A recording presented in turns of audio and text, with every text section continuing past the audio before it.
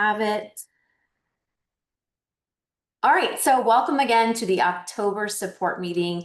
Every month we host a meeting online for you all to come to. We give you some real-time updates and answer any questions you have. Also, I'll be going over many resources that we have during this presentation. And as a follow-up email, you will get the recording to this as well as all those resources that I will be mentioning. So let me go ahead and get started. If you do not know, my name is Lisa Collum. I am the author and the owner of Top Score Writing. I am so excited that all of you are here. Let me see if I can get the PowerPoint up. We will go from there. Let's see here.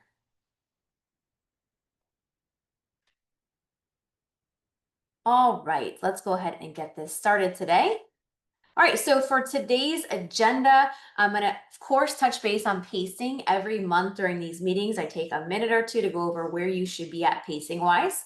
I'm going to go over all of our supplemental resources. Some of them are new. Some of them you may not know that we have. So I do want to go over those, and then you will get the links to all of those. And then I want to talk a little bit about engaging students. And then, of course, I'll leave time for questions and answers at the end of this meeting. Okay, let's talk pacing. So at this point of the year, okay, it is October, I'm looking at my calendar, 22nd.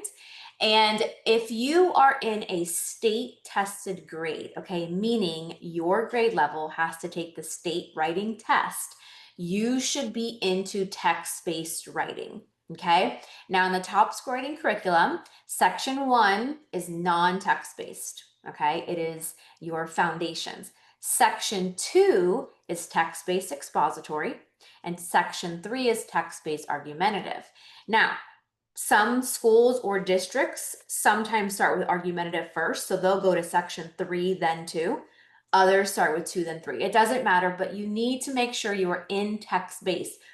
You should be into it. So if you're still in section 1, you end where you are and pivot right into section 2, because in order to expose students to all the text-based skills they need before test day, we've got to get a move on into text-based writing, okay? So again, if you are in a tested grade level, meaning your state takes the state writing test in your grade level, make sure you are in section 2 or 3. If you are not, and you are feeling like you're stuck, behind, whatever it may be, you need help, please reach out to me at the end of the meeting. I will give you my email so we can help get you back on track. Okay, now if you are in a non-tested grade level, okay, meaning usually my grades 1 through 3. Some states have a state test in grade 3, but usually it's grades 1 through 3. You guys can still be in section 1. As a matter of fact, I highly suggest staying in section 1 as long as you need to until the students master every skill. Remember, section 1 has those critical foundational writing skills that students need that's going to help them for future writing. I don't want you to rush through things to try to get through section 1, 2, 3, 4, 5 by the end of the school year. That's not the goal with my non-tested grade levels. My non-tested grade levels, the goal is to master skills. So I don't care if you only get through section 1, as long as they've mastered those skills. Keep doing the skill over and over and over again. Remember, if you're teaching like introduction paragraph and you're using the prompt, write about your favorite animal, you could teach it the same lesson the next day, but write about your favorite person, and the same lesson the next day, write about your favorite book, and the same lesson again, write about your favorite movie. And so you can keep doing those same skills using different prompts through repetition and practice, okay? So that's the goal with my non-tested grade levels. So going back to my tested grade levels, just to kind of give you a timeline as a visual, you should have been done with section 1 by September 30th. As of October, we should have moved into section 2. Remember, some of you I know start with section 3, that's fine, but everyone else section 2. And then when we come back from winter break in January, we're going to move into section 3. And then as we go into March, April time, that's our section 5, which is our test prep. And then after testing is done, we go into section 4, which is narrative, okay? Unless you're one of those states that has narrative testing, then you need to push narrative before section 5. Again, with all of this, if your team ever wants to jump on Zoom or a phone call, it'll take 5-10 minutes. We can jump on with your team and kind of help you out with pacing, okay? Because we want to make sure that no one gets behind, and we can help you if you need to catch up at any time. So remember, quick email, tell us, hey, you jump on a 5-minute Zoom with you, help my team out with pacing, we will be happy to do that. All right, let's talk about some supplemental resources. Some of them are new, but some of them I don't even know if you guys know that we have, especially if you have the digital license. There's a lot of stuff on our homepage and you have to do some digging to find them. So I want to point them out. Number one, if you are administration or a coach or any type of support, we have what we call leadership look-fors. We know it's hard to learn every curriculum for every subject, for every grade level, and we don't expect you to know TOPS writing front to back. So we made these little look-fors of things you should be seeing in the classroom. Okay, these are in our digital license. We also have them online, but I will follow up with a link for you to these look-fors. Okay, it shows you what you should be looking for and how you will see them done in the classroom and or during planning, whether it's a teacher strategy or something for prep time. So those are our leadership look-fors. The other amazing thing we have is free anchor charts. We've made them cute, we've made them colorful. You can print them poster size, you can remake them yourself. We have tons of anchor charts. These, if you look below, here's the link down here, but I'm gonna send it to you. But it's in our link tree. So if you don't know, our link tree has tons of resources, and one of them being these anchor charts. There are a lot of anchor charts, so feel free to use them. Some teachers print them and have the students put them in their writing notebooks. Some teachers print them poster-sized paper and hang them up, and some teachers just recreate them on their own poster paper. It's totally up to you, but I did want to let you know of these fun and colorful, engaging anchor charts that we do have available to you for free. We also have some family resources. I know a lot of times families ask, what can I do at home? And part of me says, don't touch it, because writing is taught so differently, especially, I know my generation was taught something different, and, different people, different walks of life, different states.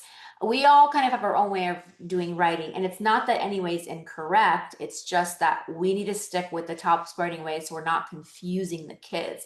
So when it comes to doing things at home, I keep it very general. But for those families that do want something to do at home, we do have this family resource page. Again, if you look down here, it's on our link tree, which I will give to you. But it's just keeping it very general, things that they can do at home. Here's a little story, writing a paragraph, writing an opinion essay, a little comic strip, letter, anything like that. These are just some fun little writing ideas if families would like to do some writing at home. All right, so those are part of our supplemental resources. And then one of my other favorites are our mini PDs. If you're not familiar with these are all between maybe 15 to 20 minutes to 30 minutes tops. We call them mini because we know you're crunched for time, and we know you don't have time to sit through a 2-hour PD. So we made them mini PDs. And so two of the new ones that we have, one of them is called Unlocking Literacy, the Power of Writing and Developing Reading Skills. And this is amazing. We've taken a lot of research and we've shown you how writing can help your reading, which we all know has always been the case. But this directly shows how these writing skills can impact the reading skills and altogether increase their writing and their reading levels. So that's a cool PD if you have time to watch that. And then the second one is Set Yourself Up for Success. This is a great one because it just gives you an overall general kind of structured approach to teaching writing. So if you have top score, this is great. If you don't have top score, this is great. It's just going to go over the general structure of an essay and how to keep things fun and simple for the students. So that's another mini PD that we have available. Again, that is in our link tree, but I will also follow up with the link for you. And then I want to spend the last part of this meeting going over how to engage students and keep writing fun. So if you've never been with me in one of my PDs, I always joke that I think I'm the queen of making writing fun, because besides teaching writing for 20 years, I used to have a tutoring center and I was the writing tutor, which by the way is probably the worst job because I was the after school tutor. So every kid was really mad that they had more school after school, and I was the writing tutor. So nobody came to me happy. Most kids were mad at their parents for making them come.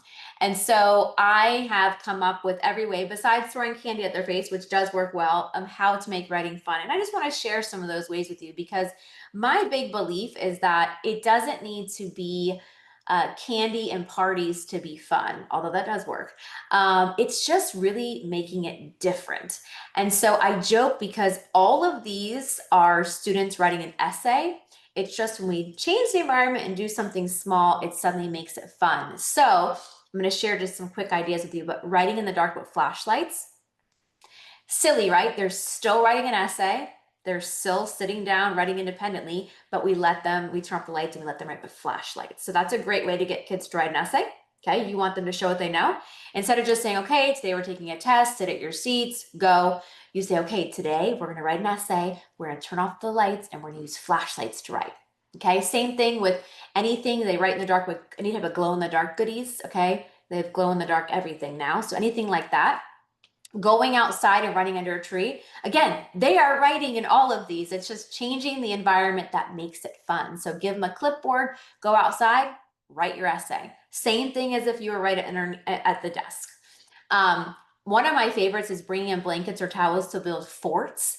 And so I love this one because basically I'll say, okay, you have 3 minutes to go set up your fort, and they'll run around, maybe with a friend, go set up a fort. And then I'll say, okay, and usually I have clipboards. I know it's hard to write around the room. And I'll say, okay, write your essay. Again, they're still writing their essay. It's just because I let them build a fort and go with a friend, suddenly it's something super fun. Writing at picnic tables, wearing silly glasses, student exchange where you can let them, different kids in different classrooms come into other classrooms, like change classrooms and pair up. And so they're with someone from a different class. And then rainbow writing where they're writing with different colors. These are all different things that they're still writing their essays. It's just a small change that makes it fun for them. Writing around the room is a fun one. If you're able to group your tables, or if you have tables, they start by just sitting at their seats, reading and planning. And then when they're ready to write the introduction paragraph, they go maybe to the library table. And when they're ready to write their T1 or their R1, they go to the next table. And then maybe the rug is where T2, R2. And then maybe the guided reading table is T3 and R3. And maybe under the windows, it's conclusion. Whatever areas in your room, again, they're still writing an essay, but you're allowing them to move and write each piece of the essay in a different part of the room. They love this because you get to move around. And you just broke the essay up into pieces. Okay, so it's not where they're just sitting at their seat writing it all down. So this is another fun one that they like. Writing seminars, I've done this in the cafeteria and the media center. And I'm going to give you my example. So I was in charge of all of 4th grade at the school that I worked at. So I had about 110 students total. And so I held a writing seminar one day in the cafeteria. And I told them, I had the principal announce we're going to have a writing seminar. I gave them clipboards, and they came down the cafeteria with their clipboards. And I taught a lesson on the stage in the cafeteria. We had like a little elementary stage. Didn't think much of it. All day long, they talked about how fun the writing seminar was and how cool it was to have a seminar. And I remember thinking, man, I just taught the same lesson I was going to teach in the classroom, but in the cafeteria. But to them, I changed the environment and I made it important with clipboards. I called it a seminar. The principal wasn't involved and they loved it. They still wrote the same thing they would have wrote in the classroom. It's just I changed the environment and changed it up a little bit. And suddenly it was so much fun. So you can do these in cafeteria, media center, call it a writing seminar, give clipboards if you can, and suddenly it's something cool. These are just different ways to get kids to show their understanding, be able to write, but just change it up. Because if they just write their seats all the time, they're going to hate you and hate writing. So try to change it up, make it a little fun for them. And then letting the students become the teacher, that's another fun one. You can put up on your smartboard or a document camera, like examples of introduction paragraphs from their writing, and then they give a thumbs up or thumbs down, they evaluate it. Yes, that's good, it has all the pieces. No, that doesn't work, it's missing this or missing that. They can rank order, like this is the best, this one needs improvement, this one we need to rewrite. So kind of evaluating together is a great class activity. What I'll do is I'll have them write an essay.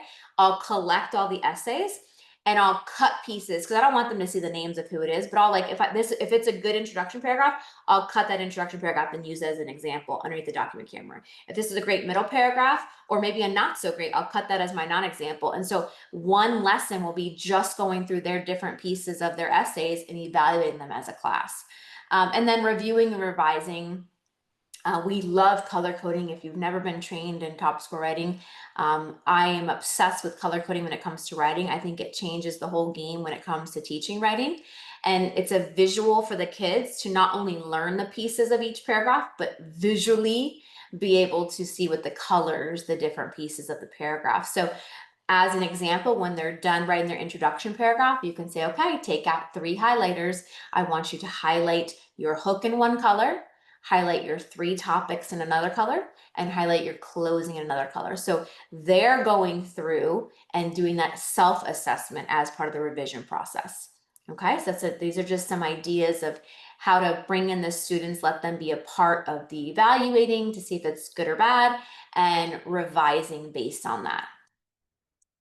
All right, so that wraps up today's meeting. I know it was short and sweet. That's always my goal because I know for a lot of you, this is after school. Some of you, it's the middle of the day, and some of you are watching it later. That's fine too. I want you to look up here. You see myself, my CAO, and my director of curriculum. These are our emails. You are welcome to email us anytime. With anything I went over today, if you need more information, want to jump on a Zoom or call with us, we are yours. So we're here to support you. My entire team is all teachers who taught in the classroom 10 plus years, use my program. So we are able to help you in many, many ways. And if we don't have something that you need, we will make sure that we create it for you or help you out. So please feel free to email us anytime. Like I said before, I will follow up in an email with the recording to this presentation, as well as the links to everything that I discussed. And then if you guys have any questions, I'm trying to see where it shows here. I think you can go to Q&A. It won't allow to talk on the mic, but if you go to Q&A on the bottom, you're able to type in any questions that you have. If you don't have questions, you are free to go enjoy the rest of your Wednesday. And please stay in touch. Let us know if you have any questions. And I'll just stay on for another couple minutes. If not, have a great day.